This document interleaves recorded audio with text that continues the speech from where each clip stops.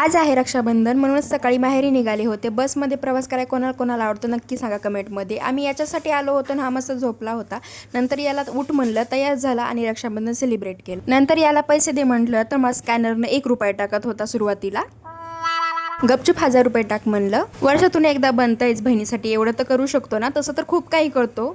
लग्न अगोदर कुत्रा मांजरीसारखं भांडणं करणारा भाऊ आज लग्न झाल्यानंतर खूप जीव लावतो. हमेशा कधीही काही अडचण झाली तरी पाठीशी खंबीरपणे उभा असतो. माहेर येण्यासाठी रक्षाबंधन हे एक बहाणा आहे. नंतर यानं बळजबरी माझ्याकडून पाया पडून घेतलं. नंतर दीदीने याला राखी बांधली.